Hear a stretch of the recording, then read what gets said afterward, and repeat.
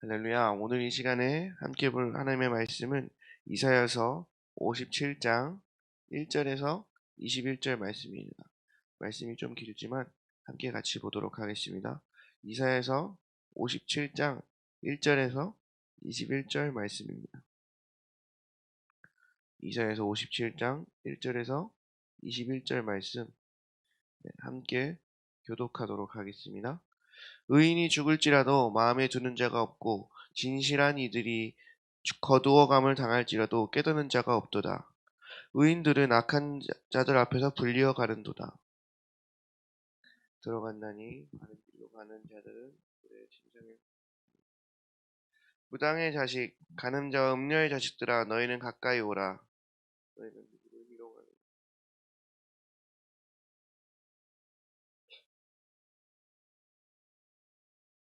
너희가 상수리 나무 사이 모든 푸른 나무 아래에서 음욕을 피우며 골짜기 가운데 바위 틈에서 자녀를 도살하는도다.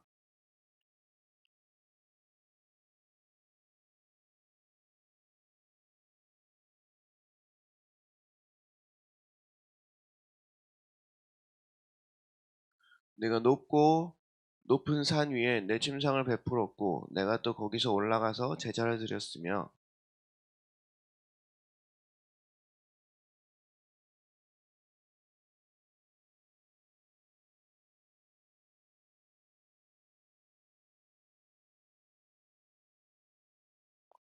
내가 기름을 가지고 몰래에게 나아가되 향품을 더하였으며 내가 또 사신을 먼 곳에 보내고 수울에까지 내려가게 하였으며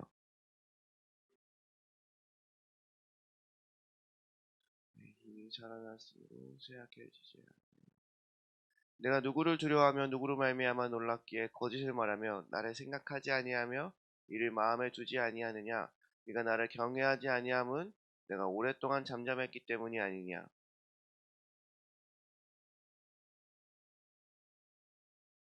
네가 부르짖을 때 네가 모은 우상들에게 너를 구원하게 하라. 그것들은 다 바람에 날려가겠고 기운에 불려갈 것이로되 나를 의뢰하는 자는 땅을 차지하겠고 나의 거룩한 산을 기업으로 얻으리라.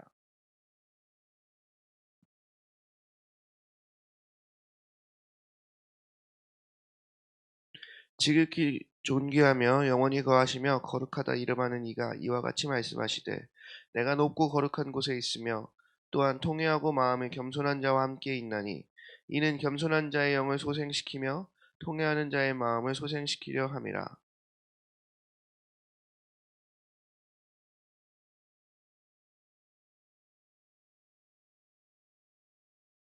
그의 탐심의 죄악으로 말미암아 내가 노하여 그를 쳤으며 또 내 얼굴을 가리고 노하였으나 그가 아직도 패역하여 자기 마음의 길로 걸어가도다.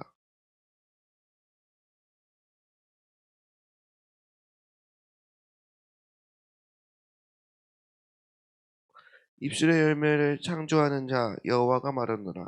먼데 있는 자에게든지 가까운 데 있는 자에게든지 평강이 있을지어다. 내가 그를 고치리라 하셨느니라.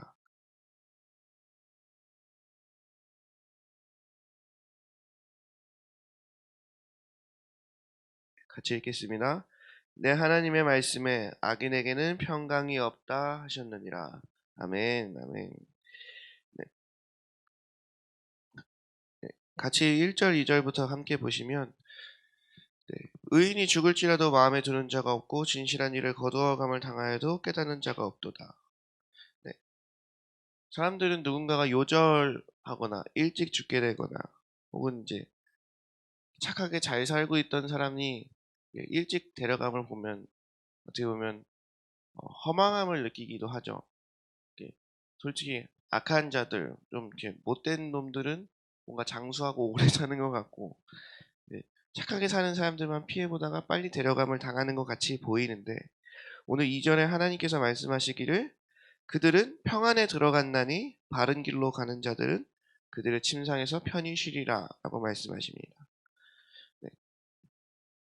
그러니까 1절에 보면 그렇게 데려감을 당하는데 깨닫는 자가 없도다 이렇게 표현하는데요. 그러니까 어려움을 그러니까 의인이 죽는 것, 그 진실한 자들이 거두어감을 당하는 것을 보면 우리가 무언가를 깨달아야 된다는 거죠. 깨달아야 되는데 그것을 깨닫는 자가 없다고 하는 것입니다.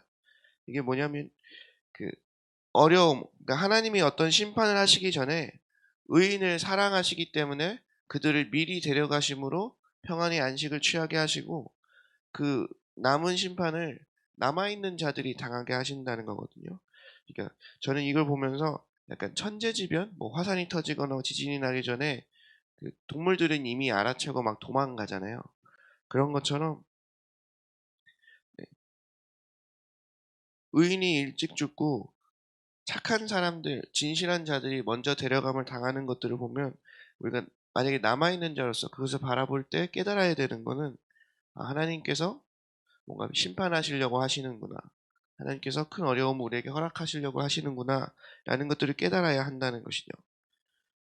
오늘 말씀에 3절에 무당의 자식, 간음자와 음녀의 자식들아 너희는 가까이 오라 할 때 실제적으로 이 3절에 지칭하는 사람들은 그 우상 몰렉에게 숭배했던 사람들입니다. 네, 몰렉 숭배자들은 어떻게 했었냐면 자녀들을 그 불 가운데로 지나가게 했었거든요. 그래서 그러니까 불 가운데로 지나가게 해서 그 아이들이 불살라 죽으면 이제 그 몰렉 신의 노여움을 우리가 위로하고 달래줬다 이렇게 생각했었던 거였거든요. 그래서 오늘 3절에 무당의 자식, 간음자와 음녀의 자식들이라고 나오는데요.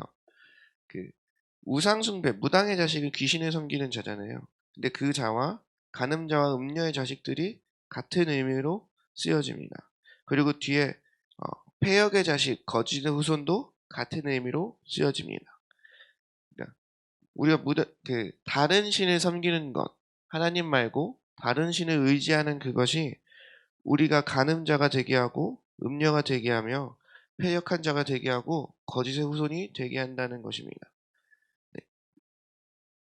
이게 별거 아닌 것 같아 보이지만 성경에서는 계속해서 얘기하는 것이 우상숭배에 대한 것들을 굉장히 많이 말씀하시고 그것을 음녀라는 것으로 많이 비유를 하십니다. 오늘 5절의 말씀에도 보면 너희가 상수리 나무 사이 모든 푸른 나무 아래에서 음욕을 피우며 골짜기 가운데 바위 틈에서 자녀를 도살하는도다. 이게 무슨 얘기냐면요. 그 사람들이 그러니까 돌을 이렇게 옆으로 해놓고 재를 이렇게 깔아놓고 나무들을 불태워서 이렇게 재를 깔아놓은 다음에 돌들을 옆에 세워놓고 그 가운데로 자녀들을 지나가게 하는 거였거든요. 그래서 그게 그들의 제사였어요. 그래서 그들이 푸른 나무 아래서 음욕을 피웠다는 건 그들이 그렇게 제사를 거기서 드렸다는 것이고 그게 그녀의 자녀를 도살하게 하는 것이었죠. 네. 우리가 그 하나님이 그 우상 숭배를 어떻게 표현하시는지 잘 봐야 되는데 음욕을 피우며 자녀를 도살한다고 말씀을 하세요. 그러니까 주님이 이 우상 숭배에 대해서 말씀하실 때 늘 같이 따라오는 건 이 음욕인데 중요한 건 하나님께서 우리 관계를 바라보실 때 주님이 우리를 택하셨다, 우리를 부르셨다, 우리를 언약의 백성 삼으셨다라고 하는 건 우리를 부부 관계로 부르셨다고 하나님께서 늘 표현하시는데 이 우상 숭배를 함은 하나님보다 다른 것들을 더 사랑함은 바로 우리가 그 바람 피는 것과 주님이 같이 보시는 거죠. 그리고 우리가 그렇게 하나님을 멀리하고 바람을 필 때 우리의 자녀들은 그것을 인해서 죽어간다는 것을 말합니다. 그 밑으로 계속 나오는 것들이 이제 7절부터 계속 나와요. 네가 높고 높은 산 위에 네 침상을 베풀었고 또 거기서 올라가서 제사를 드렸고. 그러니까 높은 산 위에 침상을 베푼 것과 네가 우상에게 제사를 드리는 걸 같이 보고 계시는 거고요. 네가 기념포를 문설주와 문설주 뒤에 하고 네가 나를 떠나 벗고 올라가서 네 침상을 넓히고 그들과 언약하며 그러니까 그들과 언약함을 니네들이 벗고 내 침상 올라가서 내 침상을 넓히는 것과 같이 하셨습니다. 그리고 우리의 우상 숭배의 그 기본, 우리의 우상 숭배의 본질은요. 내가 하나님보다 다른 것들을 더 사랑하는 것을 뜻합니다. 내가 어떤 기쁜 일이 생겼을 때 누구한테 가장 먼저 말하는가? 내가 슬픈 일이 생겼을 때 누구한테 가장 먼저 말하는가? 어려운 일이 생겼을 때 누구한테 가장 먼저 말하는가? 우리에게 따지면 뭐가 가장 먼저 생각나느냐는 거예요. 그러니까 이런 거 있잖아요. 누군가는 슬퍼도 술을 먹고 기쁘니까 술을 먹고 약간 어려우니까 술을 먹고 막 이런 것들이 있는 것처럼 우리가 기쁠 때 아, 뭔가 꽁돈이 생겼을 때 뭐 해야지 하는데 그게 막 친구들하고 놀러 나가는 거가 될 수도 있고요. 딱 힘들었을 때 누구한테 돈 빌려달라고 해야겠다라고 생각할 수도 있고요. 이런저런 생각들이 있지만 어, 그 본질은 우리가 어떠한 일이 터지든 뭐 기쁘든 슬프든 어떤 순간이든 우리에게는 하나님이 제일 먼저 생각나야 하고 하나님을 제일 먼저 의지해야겠다라고 우리가 마음을 먹어야 하는데 그것들의 우선순위들이 바뀌어져 가는 것들이 어, 모든 것들이 다 우상 숭배입니다. 네. 우리가 현대에 와서 우상 숭배를 얘기할 때 가장 많이 얘기하는 게 뭐 돈일 수도 있고 명예일 수도 있고 뭐 자녀일 수도 있고 여러 가지가 있지만 네. 그것 가운데서 제일 중요한 것은 재정 가운데서도 돈을 허락하신 그 재정을 주관하시는 분이 하나님이심을 우리가 잊지 말아야 하고 네, 명예도 모든 권력자들에게 권한을 주신 분이 하나님이심을 네, 잊지 말아야 하고 그 자녀들 가운데도 그 자녀를 우리가 허락해 주신 것뿐이지 우리가 잠시 맡은 것뿐이지 그 자녀를 인도하고 그 자녀를 자라게 하시는 것은 하나님이신 것을 우리가 잊지 말아야 합니다. 네, 중요한 것은 이겁니다. 네, 11절에 보면 네가 누구를 두려워하며 누구로 말미암아 놀랍기에 거짓을 말하며 나를 생각하지 하며 이를 마음에 두지 아니하느냐 네가 나를 경외하지 아니함은 내가 오랫동안 잠잠했기 때문이 아니냐. 네, 여러분 우리가 삶을 살아갈 때 이런 일들이 많죠. 그러니까 죄를 졌는데 별일이 안 일어나요. 그래서 괜찮은가 보다라고 생각을 하죠. 네, 저도 그럴 때가 있었거든요. 그러니까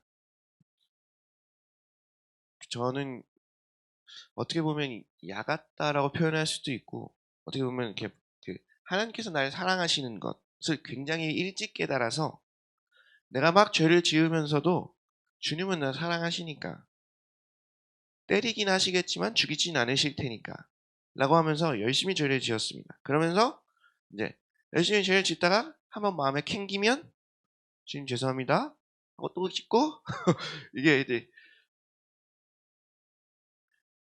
오늘 이 말씀과 똑같은 거죠. 내가 주를 경외함 없이 그냥 주님이 잠잠히 계시니까 괜찮은 줄 알고 네, 그렇게 살아갔던 것인데 로마서 말씀에 보면 그런 말씀이 나옵니다.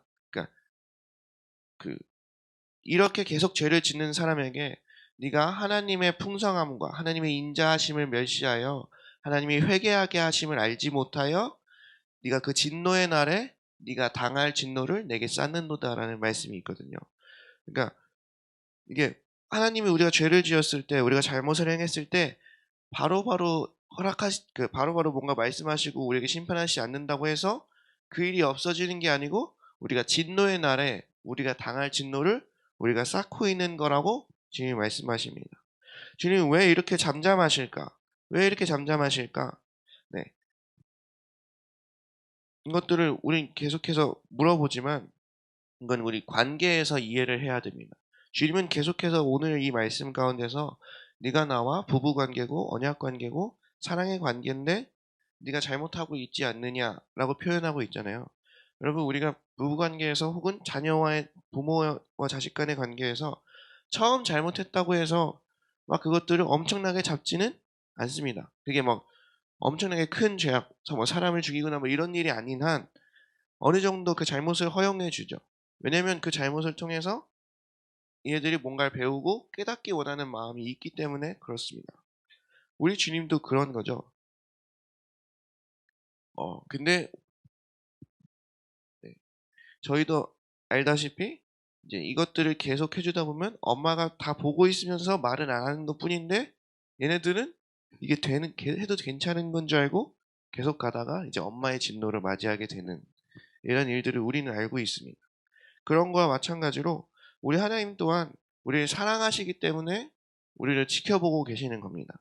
이게 그냥 그걸 해도 괜찮아서가 아니고요.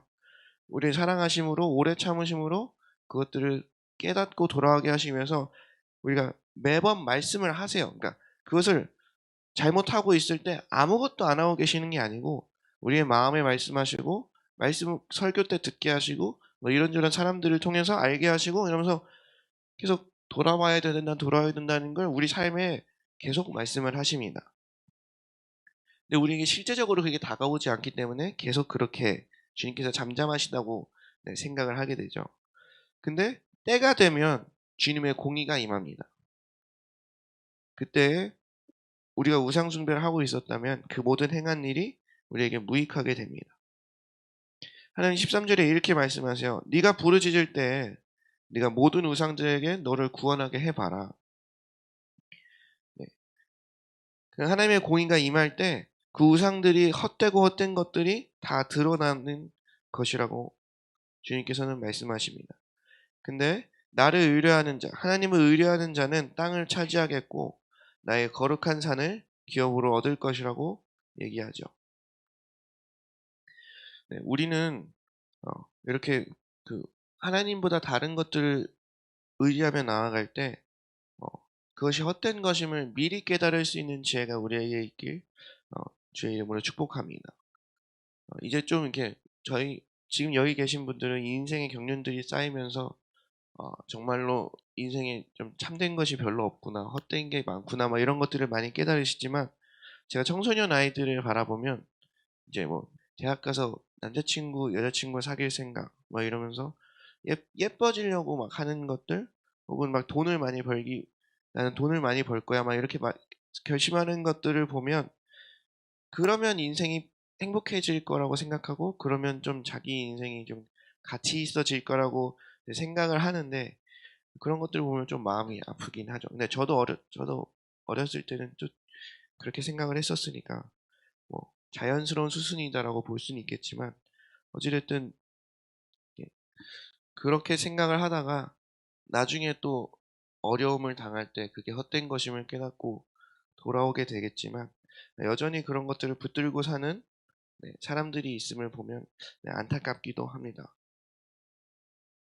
근데 우리는 이미 말씀으로 알고 있고 인생으로 알고 있기 때문에 그것들을 바라볼 때 진짜로 하나님보다 더 사랑하는 것들을 의지하지 않고 오직 주님만 의지하여서 땅을 차지하고 나의 거룩한 산을 기업으로 받는 그런 사람들이 됐으면 좋겠습니다. 네. 15절 말씀을 보시면 이런 말씀이 나옵니다. 지극히 존귀하며 영원히 거하시며 거룩하다 이름하는 이가 이와 같이 말씀하시되 내가 높고 거룩한 곳에 있으며 또한 통회하고 마음이 겸손한 자와 함께 있나니 이는 겸손한 자의 영을 소생시키며 통회하는 자의 마음을 소생시키려 함이라. 네, 여기서 주님 본인이 이렇게 자기를 표현하세요. 지극히 존귀하며 영원히 거하시며 거룩하다 이름하시는 이가 말씀하십니다. 본인이 높고 거룩한 곳에 있으시대요. 그리고 통회하고 마음이 겸손한 자에게 있으시대요. 저는 여기서 약간 그 높낮이에서 오는 그러니까 모순이라고 해야 될까요? 주님은 높고 거룩한 곳에 계시는데 통회하고 마음이 겸손한 자, 낮은 자에게 있으시다. 그러니까 이걸 주님이 지금 똑같이 보고 계신 거군요. 높고 거룩한 것에 있는 것과 통회하고 마음이 겸손한 자에게 있는 그것을 동일하게 보고 계신 거예요. 그러니까 우리가 높고 거룩해지기 원하는 우리가 해야 될 일은 통회하고 마음을 겸손케 하는 일이라고 주님께서 말씀하고 계신 겁니다. 그 높고 거룩하신 그분이 높고 거룩한 곳에 계실 텐데 그것이 바로 통회하고 마음에 겸손한 자의 자리라고 하는 것입니다. 그래서 주님은 겸손한 자의 영을 소생시키시며 통회하는 자의 마음을 소생시키신다라고 하시는 것이죠. 그럼 우리가 높아지길 원하고 우리가 거룩해지길 원한다면 우리가 통회하고 마음을 겸손하는 것에 우리가 힘쓰고 그런 자리에 있기를 우리가 노력해야 된다고 하는 것입니다. 그래서 16절에 내가 영원히 다투지 아니하며 내가 끊임없이 노하지 아니할 것은 내가 지은 그의 영과 혼이 내 앞에서 피곤할까 함이라. 여러분 이 16절의 은혜가 누구에게 임하는 거냐면 통회하고 마음이 겸손한 자에게 임하는 것입니다. 아무한테나 임하는 것이 아니에요. 여기서 그라고 지칭되어 있거든요. 이 17절부터 계속 보시면 그라고 하는 게 계속 지칭이 돼요. 그의 탐심으로 그를 쳤으며 그가 아직도 내가 그의 길을 보았은즉 그를 고쳐줄 것이라 그를 인도할 거고 그와 그를 슬퍼하는 자들을 위로할 거고 네, 그를 고치리라. 이 말씀의 모든 그는요. 통회하고 마음이 겸손한 자를 지칭하는 말입니다.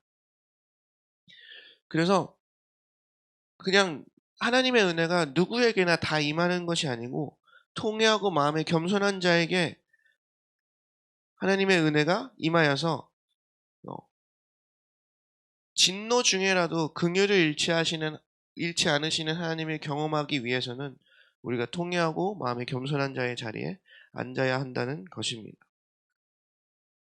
여러분 우리가 네, 여기 17절에도 나오지만 죄악으로 말미암아 우리의 탐심으로 말미암아 하나님께서 우리를 치시거나 우리에게 노하고 아직도 우리가 패역해서 우리의 마음의 길로 갈 수도 있어요.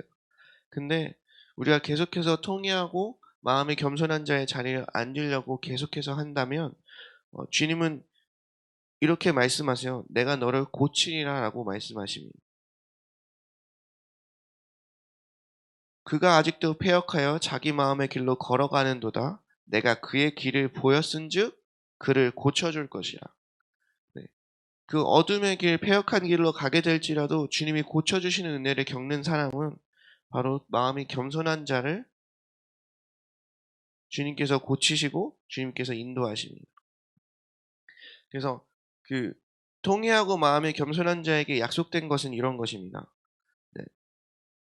18절에 그를 고쳐줄 것이라, 그를 인도할 것이라, 그리고 그를 위로할 것이라, 그리고 그에게 평강이 있을 것이라.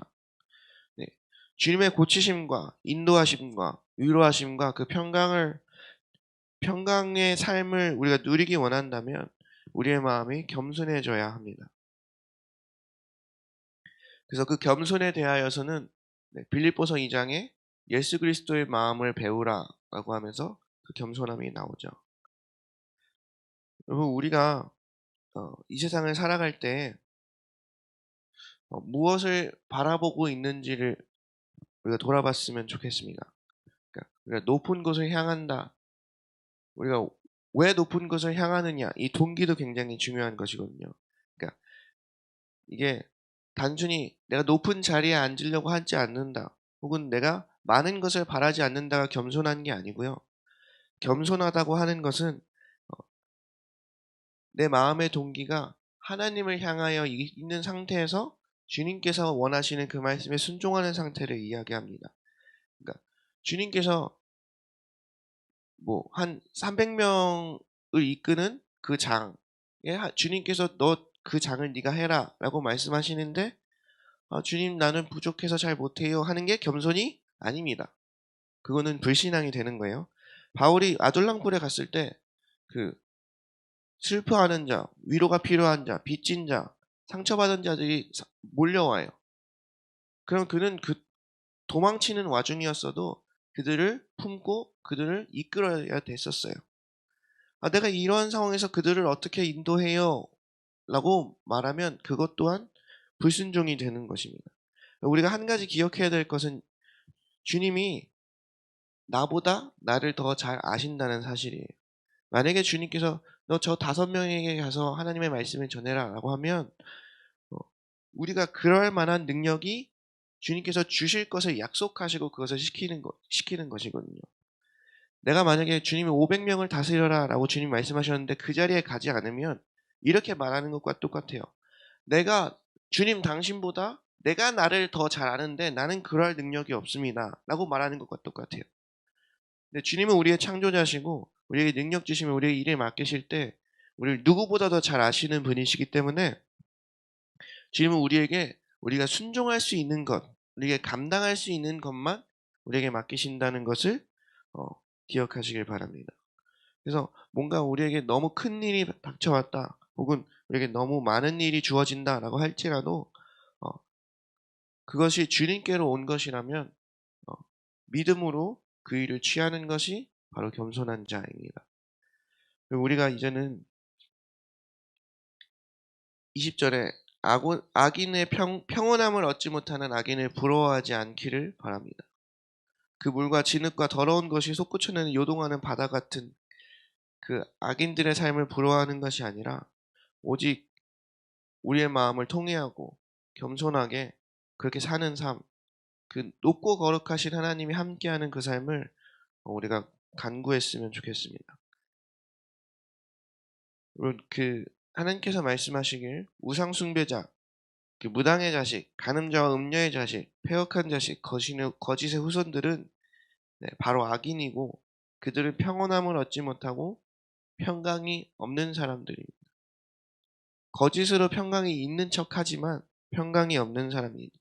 그럼 반대로 말하면 내가 하나님을 잘 믿고 교회를 잘 다닌다고 생각하나 내가 지금 마음에 평온함이 없다면 우리가 혹시나 우리 마음에 다른 것들을 쫓고 있진 않았는지 돌이켜봐야 합니다. 정말로 우리가 하나님만을 의뢰한다면 정말로 이 하나님의 평강이, 이 하나님의 인도하심이 우리와 함께 있습니다. 만약에 내가 이 삶을 살아갈 때에 악인은 평온함을 얻지 못한다고 하는데 나도 평온하지 못한다면 내 자신을 돌아볼 수 있는 그런 기회로 삼아서 마음을 통회하고 또 마음을 겸손하게 하는 우리가 됐으면 좋겠습니다. 그래서 우리의 목표는 겸손한 자가 되는 것이 되었으면 좋겠습니다. 그렇게 겸손한 자가 되는 것이 바로 예수를 닮아가는 삶이고 예수님께서 낮아지심으로 하나님께서 그를 높이셨듯이 우리가 낮아졌을 때 그 높고 거룩한 그 하나님이 우리를 높이실 줄로 믿습니다.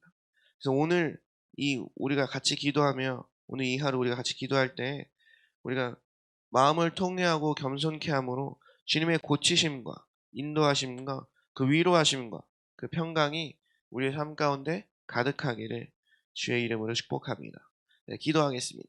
하나님 감사합니다. 오늘 말씀을 통하여서 주님께서 우상 숭배하는 자들, 그 마음에 하나님을 버리고 하나님보다 더 사랑하는 것들을 두는 그 모든 것을 미워하고 멀리하심을 주님 우리 알게 됐습니다.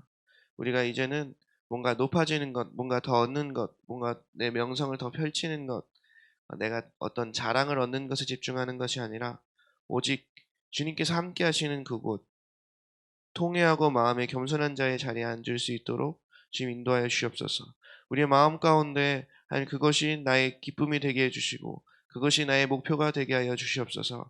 그래서 오늘 우리가 그렇게 통회하고 마음을 겸손케 하며 나아갈 때 주님의 일하심과 주님의 고치심과 주님의 인도하심과 주님의 평강이 우리 가운데 넘쳐날 수 있도록 주님 축복하여 주시옵소서.